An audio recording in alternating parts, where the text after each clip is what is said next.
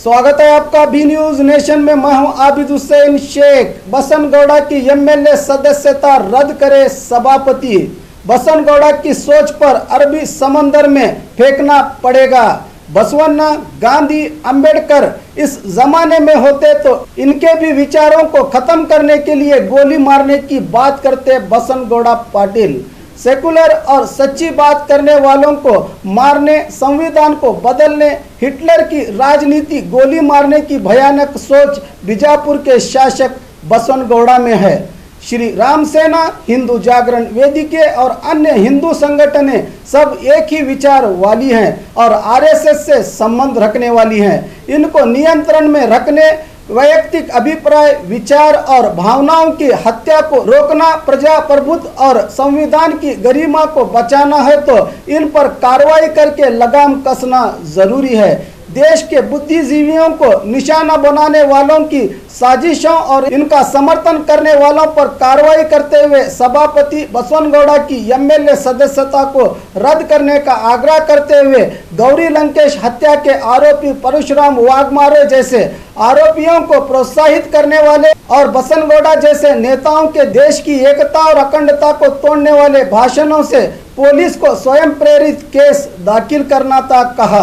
गौरी कलबुर्गी पंचाले डावलकर हत्या विरोधी मंच के राज्य संचालक सुलीबावी ने इस प्रेस कॉन्फ्रेंस में श्रीनाथ पुजारी, सदानंद मोदी उपस्थित थे।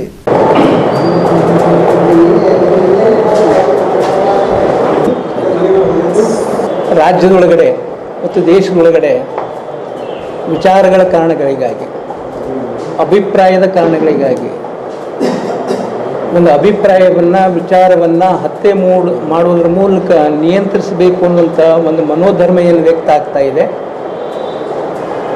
ಆ ಹಿನ್ನೆಲೆಯಲ್ಲಿ ಆ ವಿಚಾರಕ್ಕೆ ಸಂಬಂಧಪಟ್ಟ ಹಾಗೆ ಕರ್ನಾಟಕದಲ್ಲಿ ಗೌರಿ ಲಂಕೇಶ್ ಅವರ ಮತ್ತು ಡಾಕ್ಟರ್ ಎಂ ಕಲಬುರ್ಗಿ ಎಂಬ ಸಂಶೋಧಕರನ್ನು ಕೂಡ ಹತ್ಯೆ ಮಾಡಲಾಯಿತು. ಅದರ ಬದಲಾಗಿ ಆ ವಿಚಾರವನ್ನೇ ಒಬ್ಬ ವ್ಯಕ್ತಿಯನ್ನು ಕೊಲ್ಲೋದ್ರ ಮೂಲಕ ಇಲ್ಲವಾಗಿಸುವಂಥ ಒಂದು ಪ್ರಯತ್ನ ಇದೆಯಲ್ಲ, ಇದು ಅತ್ಯಂತ ಹಿಂಸಾರತಿಯ ಪ್ರಯತ್ನ ಮತ್ತು ಸಂವಿಧಾನ ವಿರೋಧಿಯಾದಂಥ ಪ್ರಯತ್ನ ಮತ್ತು ಪ್ರಜಾಪ್ರಭುತ್ವ ವಿರೋಧಿಯಾದಂಥ ಪ್ರಯತ್ನ.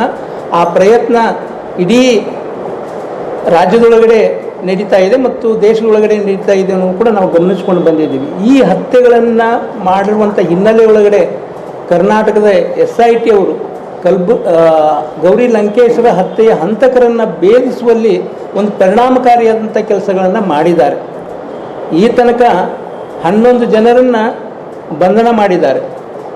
ಅವರು ಬಂಧನ ಮಾಡಿರ್ತಕ್ಕಂಥ ವ್ಯಕ್ತಿಗಳನ್ನು ನೋಡಿದರೆ ಈ ಜಾಲ ಯಾವುದೇ ಒಂದು ಪ್ರದೇಶಕ್ಕೆ ಸೀಮಿತವಾಗಿಲ್ಲ. ಅಂದರೆ ಇಡೀ ರಾಜ್ಯದ ತುಂಬ ಆ ಜಾಲ ವ್ಯಾಪಿಸಿಕೊಂಡಿದೆ. ಬೇರೆ ಬೇರೆ ಪ್ರದೇಶಗಳಿಗೆ ಸಂಬಂಧಪಟ್ಟಂಥವ್ರನ್ನ ಬಂಧನ ಮಾಡಿದೆ. ಈ ಜಾಲದ ಹಿಂದೆ ಇರ್ತಕ್ಕಂಥ ಶಕ್ತಿಗಳು ಯಾವುವು ಅನ್ನೋದು ಕೂಡ ನಾವು ಗಮನಿಸ್ಕೊಳ್ಬೇಕಾಗಿದೆ. ಬಂಧನ ಮಾಡಿರ್ತಕ್ಕಂಥ ವ್ಯಕ್ತಿಗಳ ಹಿನ್ನೆಲೆಯನ್ನು ನೋಡಿದರೆ ಒಂದು ಸಂಘಟನೆಗೆ ಸೇರಿದಂಥ ವ್ಯಕ್ತಿಗಳು ಇದರೊಳಗಡೆ ಸೇರಿಲ್ಲ. ಶ್ರೀರಾಮ ಸೇನೆಯವರು ಇದರೊಳಗಡೆ ಇದ್ದಾರೆ, ಹಿಂದೂ ಜಾಗರಣ ವೇದಿಕೆಯವರು ಇದ್ದಾರೆ, ಸನಾತನ ಸಂಸ್ಥೆಯವರು ಇದ್ದಾರೆ, ಭಾಳ ಮುಖ್ಯವಾಗಿ RSS ಅದರ ಕಾರ್ಯಕರ್ತರು ಇದರೊಳಗಡೆ ಸೇರಿದ್ದಾರೆ. ಮೇಲ್ನೋಟಕ್ಕೆ ಬೇರೆ ಬೇರೆ ಸಂಘಟನೆಗಳು ಅಂತ ಕಂಡರೂ ಕೂಡ ಆಳದೊಳಗಡೆ ಇವರು ಒಂದೇ ವಿಚಾರದ, ಒಂದೇ ಹಿನ್ನೆಲೆಯ ವ್ಯಕ್ತಿಗಳು ಅನ್ನೋದನ್ನು ಕೂಡ ಗಮನಿಸ್ಕೊಳ್ಬೇಕು. ಇವರೆಲ್ಲರೂ ಕೂಡ ಈ ಎಲ್ಲ ಸಂಘಟನೆಗಳೇನಿದಾವಲ್ಲ, ಮೇಲ್ನೋಟಕ್ಕೆ ಬೇರೆ ಬೇರೆ ಅಂತ ಹೇಳಿದ್ರು ಕೂಡ ಇವು RSSನ ಕವಲು ಸಂಘಟನೆಗಳು ಅನ್ನೋದು ಕೂಡ ಗಮನಿಸಬೇಕು. ಈ ಎಲ್ಲ ಸಂಘಟನೆಗಳಿಗೆ RSS ಮೂಲ ಸಂಸ್ಥೆ ಅನ್ನೋದನ್ನು ನಾವು ನೋಡ್ತಾ ಇದ್ದೇವೆ. ಹಾಗಾಗಿ ಇದ್ರ ಹಿಂದೆ RSSನ ಕೈವಾಡವೇ ದೊಡ್ಡದಾಗಿ ಕಾಣಿಸ್ತಾ ಇದೆ. ಕರ್ನಾಟಕದ SIT ಅವರು ಈ RSSನ ಮೂಲಗಳನ್ನು ಶೋಧಿಸ್ತಕ್ಕಂಥ, ಅವುಗಳನ್ನು ತನಿಖೆಗೊಳಪಡಿಸ್ತಕ್ಕಂಥ ಅಗತ್ಯ ಇದೆ. ಭಾಳ ಮುಖ್ಯವಾಗಿ RSSನ ಕೇಂದ್ರ ಕಚೇರಿಗಳಾಗಿರ್ತಕ್ಕಂಥ ಎಲ್ಲ ಕಡೆಯೂ ಇರ್ತಕ್ಕಂಥ ಕೇಶವ ಕೃಪಗಳನ್ನು ಕೂಡ ತನಿಖೆಗೊಳಪಡಿಸಬೇಕಂತ ಕೆಲಸ ಇದೆ. ಆ ಕೇಶವ ಕೃಪಗಳನ್ನು ತನಿಖೆಗೊಳಪಡಿಸಿದರೆ ಮಾತ್ರ ನಿಜವಾದಂಥ ವಿಚಾರ ಹೊರಬರಲಿಕ್ಕೆ ಸಾಧ್ಯ ಇದೆ. ಈ ಹಿನ್ನೆಲೆಯಲ್ಲಿ ಕರ್ನಾಟಕದ SIT ಅವರು ಈ RSSನ ಶೋಧಿಸ್ತಕ್ಕಂಥ, RSSನ ಕೇಂದ್ರ ಕಚೇರಿಗಳನ್ನು, ಕೇಶವ ಕೃಪಗಳನ್ನು ಶೋಧಿಸ್ತಕ್ಕಂಥ ಕೆಲಸ ಮಾಡಬೇಕು, ತನಿಖೆಗೊಳಪಡಿಸ್ತಕ್ಕಂಥ ಕೆಲಸ ಮಾಡಬೇಕು ಅನ್ನೋದು ಬಹಳ ಮುಖ್ಯವಾದಂಥ ಒಂದು ಆಗ್ರಹ ಆಗಿದೆ. ಇಲ್ಲಿಯ ಏನು ಗೌರಿ ಹತ್ಯೆಯನ್ನು ಮಾಡ್ತಕ್ಕಂಥ ವ್ಯಕ್ತಿ ಸಿಂಧಿಯಾದಂಥ ವಾಘ್ಮೋರೆ ಇದ್ದಾರಲ್ಲ, ಈ ಹತ್ಯೆಯ ನಂತರ ಅವ್ರ ಕೃತ್ಯವನ್ನು ಸಮರ್ಥನೆ ಮಾಡ್ತಕ್ಕಂಥ ಕೆಲಸಗಳು ಈಗಲೂ ಕೂಡ ಮುಂದುವರಿತಾ ಇದೆ. ಸಾಮಾಜಿಕ ಅಂತರ್ಜಾಲಗಳನ್ನು ಬಳಸ್ಕೊಂಡು ಇತ್ತೀಚೆಗೆ ನಿನ್ನೆ ಮೊನ್ನೆ ಒಂದು ಪೋಸ್ಟ್ ನೋಡಿದ್ದೇನೆ ಅಂತರ್ಜಾಲದೊಳಗಡೆ ಏನು ಶಿವಸೇನಾ ಕರ್ನಾಟಕ ಸಿಂದಗಿ ಘಟಕ ಅನ್ನುವಂಥದ್ದು ಏನು ಹೇಳ್ತಾ ಇದೆ ಅಂತಂದರೆ, ನೀವು ಗೌರಿ ಲಂಕೇಶ್ ಅವ್ರನ್ನ ಮಾತ್ರ ಕೊಂದದ್ದು ಸರಿ, ಆದರೆ ಅದ್ರ ಜೊತೆಗೆ ಭಗವಾನ್ ಅವ್ರನ್ನು ಕೊಲ್ಲಬೇಕಾಗಿತ್ತು ಅಂತ. ಈ ರೀತಿಯಾಗಿ ಕೊಲೆಗಳನ್ನು ಸಮರ್ಥನೆ ಮಾಡ್ತಕ್ಕಂಥ ಕೆಲಸ ಈ ಅಂತರ್ಜಾಲದಲ್ಲಿ ಅನೇಕರು ಮಾಡ್ತಾ ಇದ್ದಾರೆ. ಅವರನ್ನು ಕೂಡ ತನಿಖೆಗೊಳಪಡಿಸ್ತಕ್ಕಂಥ, ಅವ್ರ ಮೇಲೆ ಕ್ರಮ ಕೈಗೊಳ್ಳತಕ್ಕಂಥ ಕೆಲಸಗಳನ್ನು ಕರ್ನಾಟಕದ SIT ಅವರು ಮತ್ತು ಕರ್ನಾಟಕ ಸರ್ಕಾರ ಮತ್ತು ಕರ್ನಾಟಕ ಪೊಲೀಸರು ಮಾಡಬೇಕಂತ ಅಗತ್ಯ ಇದೆ. ಈ ಥರದ ಹತ್ಯೆಗಳು ನಡೀತಾ ಹಿನ್ನೆಲೆ ಒಳಗಡೆ ಇವತ್ತು ಆ ಹತ್ಯೆಗಳನ್ನು ಪರೋಕ್ಷವಾಗಿ ಬೆಂಬಲಿಸ್ತಕ್ಕಂಥ ಕೆಲಸ ನಡೀತಾ ಇದೆ.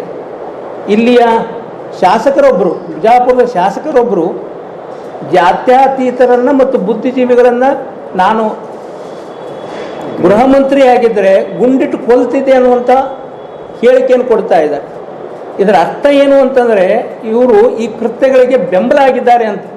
ಕರ್ನಾಟಕದಲ್ಲಿ ಇಡೀ ದೇಶದೊಳಗಡೆ ವಿಚಾರದ ಕಾರಣಗಳಿಗಾಗಿ ಹತ್ಯೆ ನಡೀತಾ ಅಂತ ಕೃತ್ಯಗಳು ನಡೀತಾ ಇರುವಾಗ ಆ ಹತ್ಯೆಗಳಿಗೆ ಪರೋಕ್ಷವಾಗಿ ಕುಮ್ಮಕ್ಕು ಕೊಡ್ತಕ್ಕಂಥ ಆ ಕೃತ್ಯವನ್ನು ಸಮರ್ಥಿಸುವಂಥ ಕೆಲಸಗಳನ್ನ ಇಲ್ಲಿ ಇರ್ತಕ್ಕಂಥ ಶಾಸಕರು ಮಾಡ್ತಾ ಇದ್ದಾರೆ. ಇದು ನೋಡಿದರೆ ಕರ್ನಾಟಕದಲ್ಲಿ ಹಿಂಸಾವಾದಿಯಾಗಿರ್ತಕ್ಕಂಥ ಹಿಟ್ಲರ್ನ ಒಂದು ರಾಜಕಾರಣ ಏನಿದೆಯಲ್ಲ, ಆ ರಾಜಕಾರಣ ಕರ್ನಾಟಕದಲ್ಲಿ ಕುಡಿ ಹೊಡಿತಿದೆ ಅನ್ನುವಂಥದ್ದು ನಮಗೆ ಗೊತ್ತಾಗ್ತಾ ಇದೆ.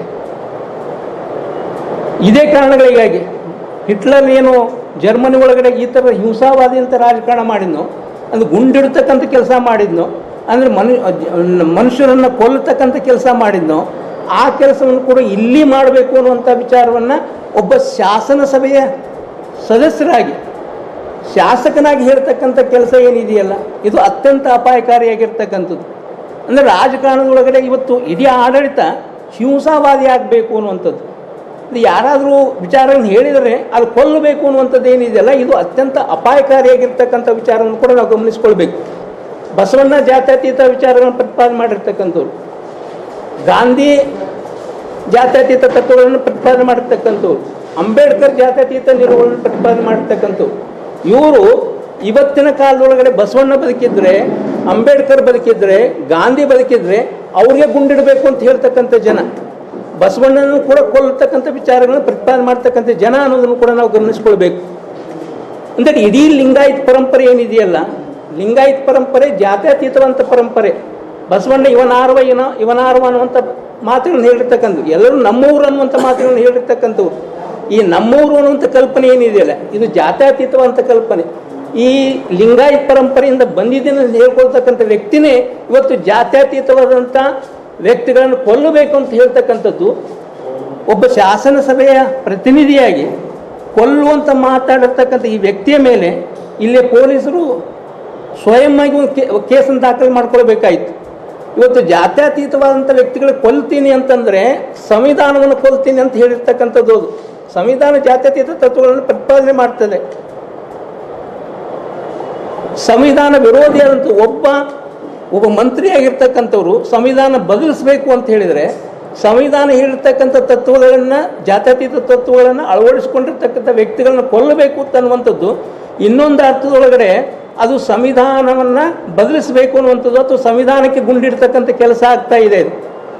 ಈ ಥರ ಪ್ರಜಾಪ್ರಭುತ್ವ ವಿರೋಧಿಯಾಗಿರ್ತಕ್ಕಂತಹ, ಸಂವಿಧಾನ ವಿರೋಧಿಯಾಗಿರ್ತಕ್ಕಂಥ ಹೇಳಿಕೆಯನ್ನು ಕೊಡ್ತಕ್ಕಂಥ ಕೆಲಸ ಮಾಡಿರ್ತಕ್ಕಂಥ ಈ ಶಾಸಕರ ಮೇಲೆ ವಿಧಾನಸಭೆ ಅಧ್ಯಕ್ಷರು ಕ್ರಮಗಳನ್ನು ಕೈಗೊಳ್ಳಬೇಕಾಗಿದೆ.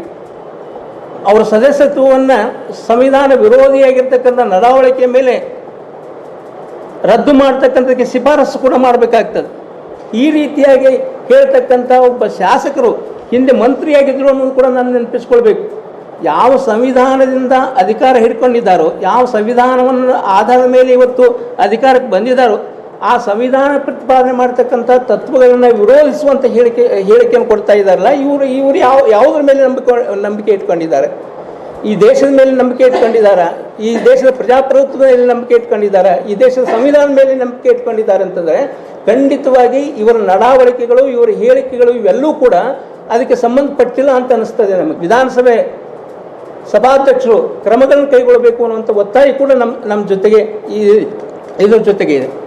ಇದೇ ರೀತಿಯಾದಂಥ ಈ ಥರದ ಸಂವಿಧಾನ ವಿರೋಧಿಯಾದಂಥ ಹೇಳಿಕೆಯನ್ನು ಕೊಡ್ತಾ ಹೋದರೆ ಈ ರಾಜ್ಯದ ಜನ ಮತ್ತು ಈ ವಿಶೇಷವಾಗಿ ಈ ಜಿಲ್ಲೆಯ ಜನ ಜಾತ್ಯತೀತ ವಿರೋಧಿಗಳನ್ನು ಗುಂಡಿನ ಮೂಲಕ ಹತ್ತಿಕ್ಕಬೇಕು ಅನ್ನುವಂಥ ವಿಚಾರ ಹೇಳ್ತಕ್ಕಂಥ ಈ ಶಾಸಕರನ್ನು ಅರಬ್ಬಿ ಸಮುದ್ರಕ್ಕೆ ಎಸಬೇಕಾದಂಥ ಕಾಲ ಕೂಡ ಬರ್ತದೆ ನಮಗೆ.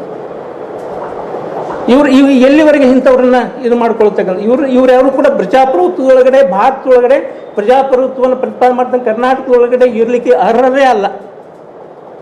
ಈ ಹಿನ್ನೆಲೆ ಒಳಗಡೆ ಈ ಥರ ಒಂದು ಧೋರಣೆಯನ್ನು ಪ್ರಕಟ ಮಾಡ್ತಕ್ಕಂಥವ್ರನ್ನ ನಿಯಂತ್ರಿಸ್ತಕ್ಕಂಥ ಕೆಲಸಗಳನ್ನು ನಾವೆಲ್ಲರೂ ಕೂಡ ಮಾಡಬೇಕಾಗಿದೆ. ಈ ಜಿಲ್ಲೆಯ ಜನ ಮಾಡಬೇಕಾಗಿದೆ, ಈ ಜಿಲ್ಲೆಯ ಮತದಾರರು ಕೂಡ ಮಾಡಬೇಕಾಗಿದೆ ಅನ್ನೋದು ಕೂಡ ನಾವು ಹೇಳಬೇಕಾಗಿದೆ. ಅದ್ರ ಜೊತೆಗೆ ಇಡೀ ದೇಶದೊಳಗಡೆ ಇವತ್ತು ಬೇರೆ ಬೇರೆ ಹೆಸರಿನೊಳಗಡೆ, ಗೋರಕ್ಷಣೆ ಹೆಸರಿನೊಳಗಡೆ, ಬೇರೆ ಬೇರೆ ಹೆಸರಿನೊಳಗಡೆ ಇವತ್ತು ಗುಂಪು ಹಲ್ಲೆಗಳು ವ್ಯಾಪಕವಾಗಿ ನಡೀತಾ ಇದ್ದಾವೆ, ಗುಂಪು ಹಿಂಸೆಗಳು ನಡೀತಾ ಇದ್ದಾವೆ, ಗುಂಪು ಹಲ್ಲೆಗಳು ನಡೀತಾ ಇದ್ದಾವೆ. ಆ ಹಲ್ಲೆಗಳನ್ನು ಆಡಳಿತ ಪಕ್ಷದ ಸದಸ್ಯರೇ, ಶಾಸಕರನ್ನೇ ಅಲ್ಲಿ ಸಮರ್ಥನೆ ಮಾಡಿಕೊಡ್ತಕ್ಕಂಥ ಕೆಲಸಗಳು ನಡೀತಾ ಇದ್ದಾವೆ. ಬೇರೆ ಬೇರೆ ರಾಜ್ಯದೊಳಗಡೆ ಗೋರಕ್ಷಣೆ ಹೆಸರಿನೊಳಗಡೆ, ದಂಡ ರಕ್ಷಣೆ ಹೆಸರಿನೊಳಗಡೆ ಏನು ಹಲ್ಲೆಗಳನ್ನು ನಡೀತಾ ಇದ್ದಾವೆ, ಆ ಹಲ್ಲೆಕೋರನ್ನ ನಿಯಂತ್ರಿಸುವ ಬದಲಾಗಿ ಅಲ್ಲಿಯ ಆಡಳಿತ ಮಾಡ್ತಕ್ಕಂಥ ಪಕ್ಷಗಳದನ್ನು ಸದಸ್ಯ ಸಮರ್ಥನೆ ಮಾಡಿಕೊಳ್ತಕ್ಕಂಥ ಕೆಲಸ ಮಾಡ್ತಾ ಇದ್ದಾರೆ. ಇದು ಅಪಾಯಕಾರಿ ಅಂತದ್ದು. ಇಡೀ ದೇಶದೊಳಗಡೆ ಇವತ್ತು ಈ ಥರ ಹಿಂಸಾವಾದದ ಕಡೆ ತಿರುಗ್ತಕ್ಕಂಥ, ಇವತ್ತು ಈ ಥರ ಸಂಘ ಪರಿವಾರದ ವಿಚಾರಗಳನ್ನ ಇಟ್ಕೊಂಡು ಕೆಲಸ ಮಾಡ್ತಕ್ಕಂಥ ಪಕ್ಷದ ಪ್ರತಿನಿಧಿಗಳು ಇವತ್ತು ಇಡೀ ದೇಶವನ್ನು ಹಿಂಸಾವಾದದ ಕಡೆ ತಿರುಗಿಸ್ತಾ ಇದ್ದಾರೆ. ಆಳೊಳಗಡೆ ಇಲ್ಲಿ ಇಡೀ ದೇಶವನ್ನು ಈ ತಾಲಿಬಾನಗೊಳಿಸ್ತಕ್ಕಂಥ ತಾಲಿಬಾನ್ ಸಂಸ್ಕೃತಿ ಏನಿದೆಯಲ್ಲ, ಆ ಸಂಸ್ಕೃತಿಯನ್ನು ಇಲ್ಲೂ ಹುಟ್ಟುಹಾಕ್ತಕ್ಕಂಥ ಕೆಲಸ ಮಾಡ್ತಕ್ಕಂಥದ್ದು ನೋಡ್ತಾ ಇದ್ದಾರೆ. ಈ ಬಗ್ಗೆ ಒಂದು ಕಟ್ಟುನಿಟ್ಟಾದಂಥ ಕ್ರಮ ಕೈಗೊಳ್ಳೋದ್ರ ಬದಲಾಗಿ ಈ ದೇಶದ ಮೋದಿಯವರು, ಪ್ರಧಾನಮಂತ್ರಿ ಮೋದಿಯವರು ಈ ಬಗ್ಗೆ ಯಾವುದೂ ಕೂಡ ಮಾತಾಡ್ತಾ ಇಲ್ಲ. ತಮ್ಮ ಪಕ್ಷದ ಪ್ರತಿನಿಧಿಗಳು ಮಾಡಿದಾಗ ಮತ್ತು ತಮ್ಮ ಅಂಗ ಸಂಘಟನೆಗಳ ಕಾರ್ಯಕರ್ತರು ಮಾಡಿದಾಗ ಅದ್ರ ಬಗ್ಗೆ ವಸ್ತುನಿಷ್ಠವಾಗಿ ಮತ್ತು ಕಟುವಾಗಿ ಮಾತಾಡಬೇಕಾಯಿತು, ಅದು ನಿಯಂತ್ರಿಸ್ತಕ್ಕಂಥ ಕೆಲಸ ಮಾಡಬೇಕಾಯಿತು. ಈ ಸಂದರ್ಭದೊಳಗಡೆ ಪ್ರಧಾನಮಂತ್ರಿಯ ಪ್ರತಿಕ್ರಿಯೆ ಅಂತಂದ್ರೆ ಒಂದು ಮೌನ. ಬಸನಗೌಡ ಪಾಟೀಲ್ ಯತ್ನಾಳ್ರಿ ಈ ಥರ ಅವರು ಆಳೊಳಗಡೆ ಅವ್ರನ್ನ ಇವತ್ತು ನೋಡಿದ್ರೆ ಈ ಥರದ ಹಿಂಸಾರತಿಯ ಮಾತುಗಳನ್ನ ಆಡ್ತಾ ಇದ್ದಾರಲ್ಲ, ಹಿಂಸಾರತಿಯನ್ನು ಅತ್ಯಂತ ರಾಜಕಾರಣದೊಳಗಡೆ ಮೈಗೂಡಿಸಿಕೊಂಡಿರ್ತಕ್ಕಂಥ ಹಿಟ್ಲರ್ ಅಂತ ಅನಿಸ್ತದೆ. ಆ ಹಿಟ್ಲರ್ನ ಪ್ರತಿರೂಪವಾಗಿ ಮಾತಾಡುವಂಥದ್ದು ಏನಿದೆಯಲ್ಲ, ಅದು ಪ್ರಜಾಪ್ರಭುತ್ವ ವಿರೋಧಿಯಾಗಿರ್ತಕ್ಕಂಥದ್ದು. ಸೌಹಾರ್ದ ನಾಡು ಅಂತ ಹೇಳಿದ್ರು, ಶಾಂತಿ ತೋಟ ಅಂಥೇಳಿ ಕುವೆಂಪು ಅವ್ರು ಕರೆದ್ರು. ಈ ಶಾಂತಿ ತೋಟದೊಳಗಡೆ ರಕ್ತದ ತೋಟವನ್ನಾಗಿ ಮಾಡ್ತಕ್ಕಂಥ, ರಕ್ತ ಹರಿಸ್ತಕ್ಕಂಥ ರೀತಿ ಒಳಗಡೆ ಮಾತಾಡ್ತಕ್ಕಂಥ ಒಬ್ಬ ಶಾಸನಸಭೆ ಸದಸ್ಯನಾಗಿ ನಮ್ಮ ರಾಜ್ಯ ಏನಿದೆಯಲ್ಲ, ಕೊಲ್ಲವರು ನಾಡಾಗಬಾರ್ದು. ಇಲ್ಲ ಅವ್ರು ಹೇಳ್ತಾರೆ ಈ ಥರದ್ದು ಏನು ಮಾಡ್ತಾ ಇದ್ದಾರಪ್ಪ ಅಂದ್ರೆ ಕೊಲ್ಲಬೇಕು ಅಂತ ಹೇಳ್ತಾರೆ ನೇರವಾಗಿನೇ. ನಾವು ಹೇಳ್ತಾ ಇರೋದು ಸಾಂಕೇತಿಕವಾಗಿ ಹೇಳಿದ್ವಿ ಅಷ್ಟೇ. ಇಲ್ಲ, ನಾವು ಅದನ್ನು ಹೇಳಿಲ್ಲ, ನಾವು ಹೇಳಿದ್ರೆ ಆ ಹಿಂಸಾವಾದ ಪ್ರತಿಪಾದನೆ ಮಾಡ್ತಾ ಇದ್ದಾರೆ. ಅವರು ನೇರವಾಗಿ ಪ್ರತಿಪಾದನೆ ಮಾಡ್ತಾ ಇದ್ದಾರೆ, ಕೊಲ್ಲುವಂಥದ್ದನ್ನು ಹೇಳ್ತಾರೆ. ಪ್ರಶ್ನೆಗಳನ್ನು ಕೇಳಿದರೆ ಕೇಳಿದರೆ ಈ ವಿಚಾರಗಳೇನಿದಾವಲ್ಲ ಒಂದು ರಾಜ್ಯಕ್ಕೆ ಸೀಮಿತವಾದವಲ್ಲ. ವಿಚಾರವಾದಿಗಳನ್ನು ಕೊಲ್ಲತಕ್ಕಂಥ ಕೆಲಸ ನಡೆದಿದೆ, ಅದು ಒಂದು ರಾಜ್ಯಕ್ಕೆ ಸೀಮಿತವಾದದ್ದಲ್ಲ. ಅದು ಈ ಬಗ್ಗೆ ಇಡೀ ಜಗತ್ತು ಮಾತಾಡಿದೆ, ಬೇರೆ ಬೇರೆ ದೇಶಗಳು ಮಾತಾಡಿದೆ, ಬೇರೆ ಬೇರೆ ಸಂಸತ್ನಲ್ಲಿ ಈ ಬಗ್ಗೆ ಚರ್ಚೆಗಳಾಗಿದ್ದಾವೆ. ಇಷ್ಟೆಲ್ಲ ನಡೆದಾಗಲೂ ಕೂಡ ಇಡೀ ಜಗತ್ತು ಈ ಬಗ್ಗೆ ಮಾತಾಡ್ತಾ ಇರುವಾಗ ಈ ದೇಶದ ಪ್ರಧಾನಮಂತ್ರಿಗಳು ಮೌನವಾಗುವುದು ಅಂತಂದ್ರೆ ಏನು? और खबरों के लिए देखते रहिए बी न्यूज नेशन। हेलो दोस्तों, आपके लिए एक गुड न्यूज है। बी न्यूज नेशन अब आप देख सकते हैं आपके टीवी स्क्रीन पर SMP cable network channel number 1005 पर। आपकी सुविधा के लिए हमने बनाया एक मोबाइल ऐप जिसे गूगल प्ले स्टोर पर डाउनलोड करके आप देख सकते हैं ताज़ा खबरें आपके बी न्यूज नेशन चैनल पर। बी न्यूज नेशन को यूट्यूब पर देखने के लिए सब्सक्राइब करें, लाइक करें, शेयर करें। अब आप फेसबुक पर भी बी न्यूज नेशन की ताज़ा और सही खबरें देख सकते हैं। तो प्लीज़ बी न्यूज नेशन के फेसबुक पेज को भी लाइक करना ना भूलें।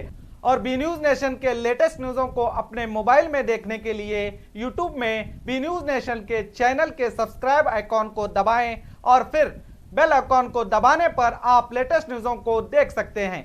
ನಮಸ್ಕಾರ, ನಾನು ರಂಜನಿ ರಾಘವನ್, ನಿಮ್ಮ ಪುಟ್ಗೌರಿ ಮಾತಾಡ್ತಾ ಇದ್ದೀನಿ. ವಿಜಯಪುರದಲ್ಲಿ ಶ್ರೀ ಬನಶಂಕರಿ ಸ್ವೀಟ್ ಮಾರ್ಟ್ ಅವರ ಹೊಸ ಶಾಖೆ ಓಪನ್ ಆಗ್ತಾ ಇದೆ. ಇಲ್ಲಿ ಸಾಕಷ್ಟು ಸ್ವೀಟ್ಗಳನ್ನ ಇವ್ರು ತಯಾರು ಮಾಡ್ತಾರೆ. ಅದರಲ್ಲಿ ಮುಖ್ಯವಾಗಿ ಗಲಗಲಿ ಪೇಡ, ಅದು ತುಂಬಾನೇ ರುಚಿಕರವಾಗಿರುತ್ತೆ. ಇನ್ನೊಂದು ವಿಶೇಷತೆ ಏನು ಅಂತಂದ್ರೆ 1925 ಅಂದ್ರೆ ಸ್ವಾತಂತ್ರ್ಯ ಪೂರ್ವದಿಂದಲೂ ಕೂಡ ಈ ಅಂಗಡಿಯವರು ತನ್ನ ಗ್ರಾಹಕರ ಪ್ರೀತಿನ ಪಡಿತಾ ಬಂದಿದ್ದಾರೆ. ಹಾಗೆ ಇವ್ರು ತಯಾರು ಮಾಡೋ ಸ್ವೀಟ್ಗಳಲ್ಲಿ ಯಾವುದೇ ಕೆಮಿಕಲ್ ಆಗಲಿ ಅಥವಾ ಫುಡ್ ಕಲರಿಂಗ್ನ ಇವರು ಆಡ್ ಮಾಡೋದಿಲ್ಲ. ಅದು ನಮ್ಮ ಆರೋಗ್ಯಕ್ಕೆ ತುಂಬಾ ಒಳ್ಳೆಯದು. ಹಾಗಾಗಿ ನೀವೆಲ್ಲರೂ ಬಂದು ಈ ಒಂದು ಸ್ವೀಟ್ ಅಂಗಡಿಯಲ್ಲಿ ಸಿಗುವಂಥ ಸ್ವೀಟ್ಗಳನ್ನ ತಗೊಂಡು ಅದರ ರುಚಿ ನೋಡಬೇಕು, ಮನೆ ಮಂದಿಯವ್ರು ಎಲ್ರಿಗೂ ಕೊಡಬೇಕು ಅಂತ ನಾನು ಕೇಳ್ಕೊಳ್ತೀನಿ. ಬನಶಂಕರಿ ಸ್ವೀಟ್ ಸ್ಟಾಲ್ ಅವ್ರಿಗೆ ನನ್ನ ಆಲ್ ದಿ ಬೆಸ್ಟ್.